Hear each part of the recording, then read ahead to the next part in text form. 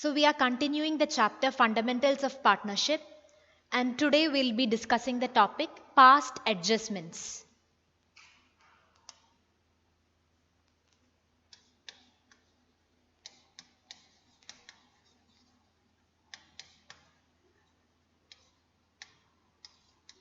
Okay, what can be the meaning of past adjustments? Last year you have learned something called as rectification of errors. What did we do in that chapter, rectification of errors? There were certain errors or omissions in that particular transaction, and that errors we rectified using certain journal entries. Sometimes we opened suspense account also for rectification. Now in this portion, past adjustments, it is very much similar to rectification of errors, because we are passing or we are recording certain adjustment entries to rectify some errors or some omissions that would have occurred in past. So that is called, it is called past adjustments. We are recording certain adjustment journal entries to rectify errors or omissions that would have happened in past. So that is called past adjustments. And for this, see, past adjustments means something that occurred in the past. Errors would have occurred in the past, and we are going to rectify this mistake only after doing financial statements. If you found a mistake after preparing financial statements, you can't simply rectify the error using the journal entries that we did before, that we did in the 11th standard. There what we did is, before doing the trial balance or soon after doing the trial balance, we could identify the mistakes. Now what happened is, we prepared the financial statements. Now we have trading P&L and the balance sheet. After doing these two, we found that there are certain mistakes or there are certain omissions. Then you can't do the rectification using suspense account. You can't do this. What you have to do is, you have to do some adjustment entries called past adjustments. So we have two methods for this past adjustments. One is when an adjustment entry is passed. An adjustment entry means single adjustment entry. Your answer will be just one journal entry. That is one method to rectify error. The second one is when adjustment entries are passed. That means it won't be one single journal entry, you will be having more than one journal entry. Usually the question what you get will be from this method, that you just have to write one single entry. But directly you can't go and write that entry. For that, first you will have to prepare something called as analytical table. All these are new terms for you.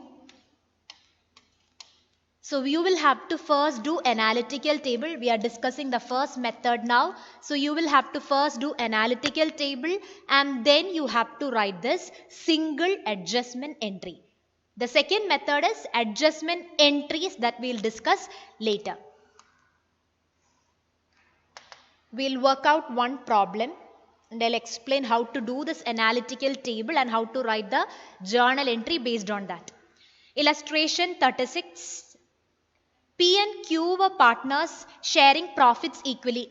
I had told you that if nothing is mentioned regarding the ratio, you have to take it as equal. Whereas in this particular question, it is mentioned they are sharing equally. P, Q, two partners are there and they are sharing equally, means their ratio would be 1:1. Then their fixed capitals were rupees 1,50,000 respectively. Partnership deed, there is partnership deed. We learned some provisions applicable in the absence of partnership deed. But here there is partnership deed. So partnership deed provided for interest on capital at the rate of 10% per annum for the year ended 31st March 2016. Profits of the firm were distributed without providing interest on capital. Pass necessary adjustment entry, that you have to read very carefully. Pass necessary adjustment entry to rectify the error. That is the question. That means you just have to write one single journal entry. And now in the question, what is the mistake? Partnership deed actually provided for interest on capital. We know that if there is partnership deed, you have to provide interest on capital. If there is no deed to provide, but here we have to provide. But did we do that? Profits of the firm we distributed without providing interest on capital. So actually there are two mistakes to be rectified in the question. Your first purpose is identification of mistakes. Read the question completely. Carefully you must read each and every word. The next step what you have to do is identify the mistakes mentioned in the question. Here if you see we have two mistakes. One is we distributed the profit without providing interest on capital. That means we have to provide interest on capital, then we have to correct the profit also. So two mistakes are there, but for cancelling the profit, do we have a profit given in the question? Just see the question, we don't have any particular amount of profit given there. So what we can do now is just rectify the mistake on interest on capital. So we'll see how to be rectified. And I told you that this is first method what we are discussing. I told you we have to prepare analytical table. And the format is we need to have one particular column. Then depending on the number of partners you have to draw the next columns. Here we have two partners P and Q. So we have to draw two columns for partners. If you have P, Q, R, then draw one more column for R. Then, so here we drew two columns for partners. Then the last column we have to draw for firm. So for every question format will be same, but you have to change the number of columns based on number of partners. And the last column you have to provide always for the firm. So this is the format of analytical table. We are going to rectify the mistake. And what is the mistake we found in this question? We forgot to provide interest on capital. Now from firm's point of view, interest on capital is an expense. That means you are the firm, always from your point of view, interest on capital is always an expense. We have to pay it to the partner. Now in this particular table we have partners column, also we have firms column. So what will you do? You have to think from partners point of view and from firms point of view. But don't get confused. What you have to do is, see, interest on capital we omitted or we didn't provide. So how will you rectify this now? We will provide interest on capital now. When you provide interest on capital, what is happening to partners account? Partners are getting this amount, isn't it? From partners point of view, they are getting this amount and it should be credited to their accounts. Now we will divide each column again into two, like debit and credit. All these columns you have to divide, including the firm's column. So we divided everything into debit and credit. Now what we have to do is we are going to allow interest on capital. So you write here interest on capital to be allowed. What is the interest rate given here?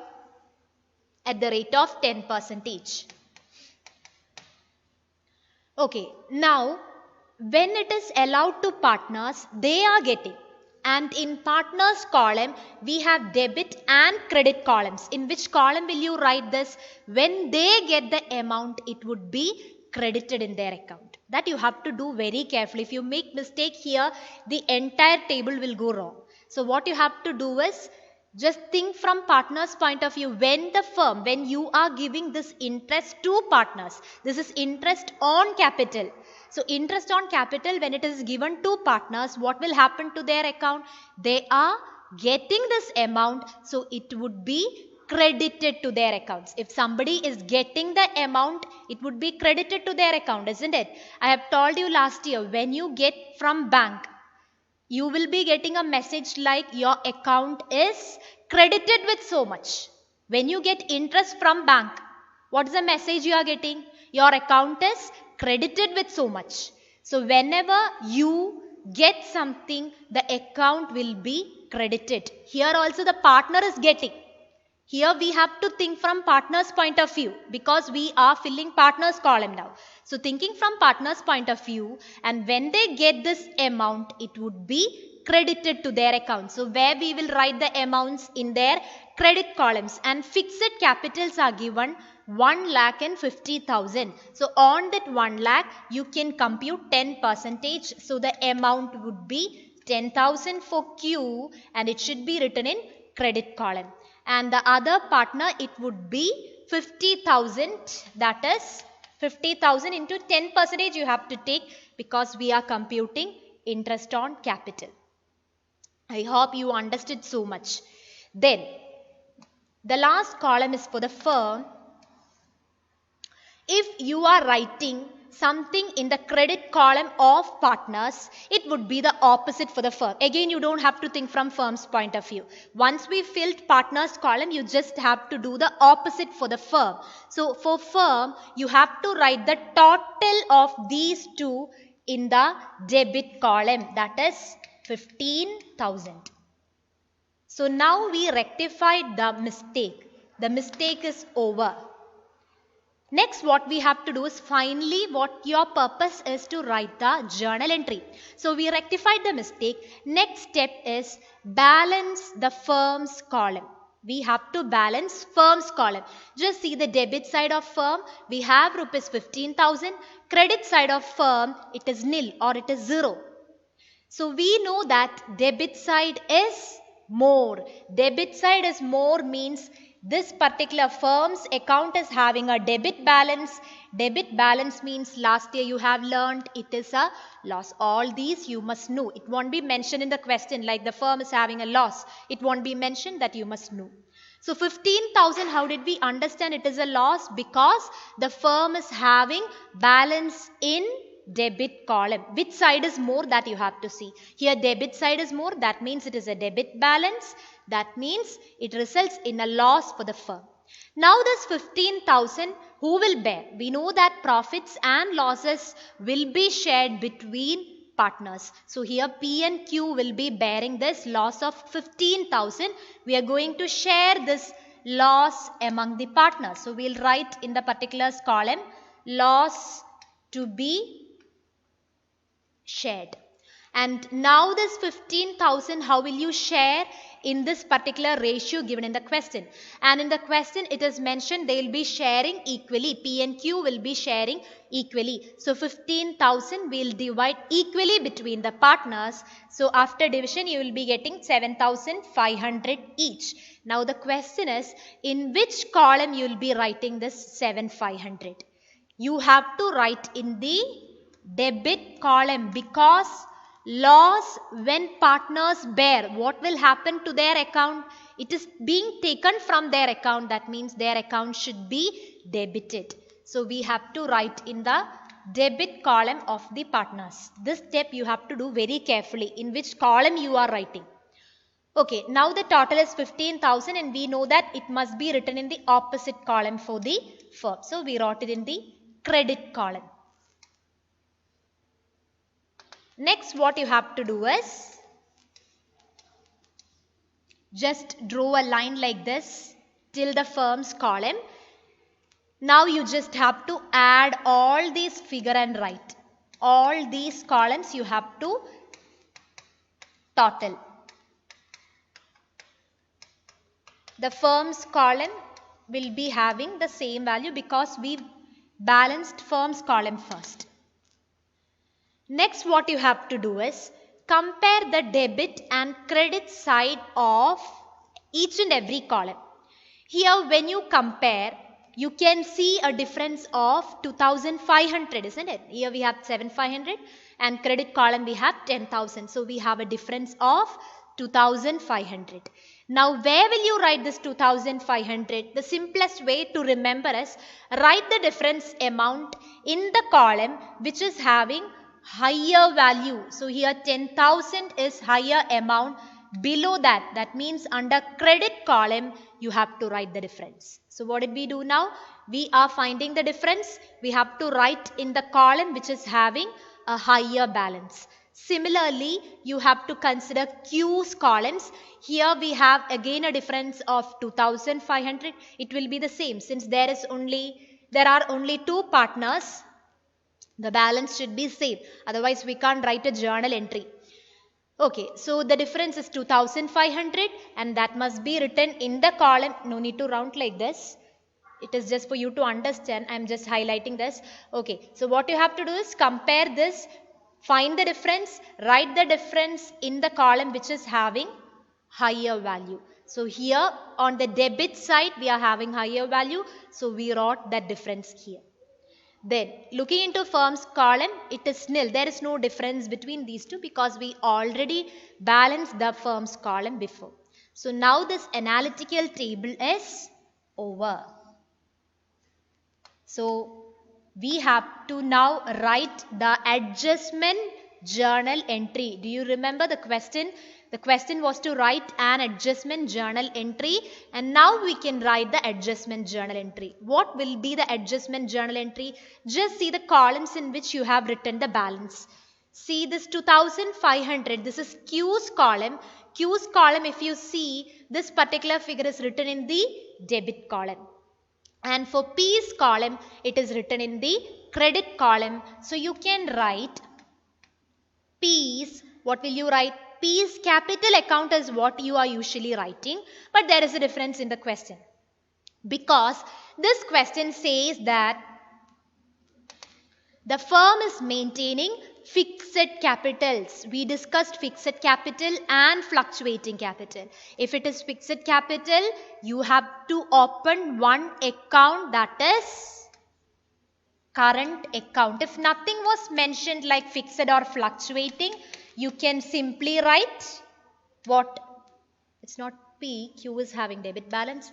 Okay, you can simply write capital if nothing is mentioned. Or else specifically when they say like fixed capitals, you have to write it as current account itself. So Q's current account. Why we debited Q? Because this balance is being debited in Q's column. And what about P? P's column is being credited. So we will write to P's current account. To P's current account. The figure is the difference between these two you have to write. So it will be Q's current account debtor to P's current account. So you have to write the journal entry like this, seeing the balance figures columns. So it will be 2,500 each. So this is how you have to write the final journal entry.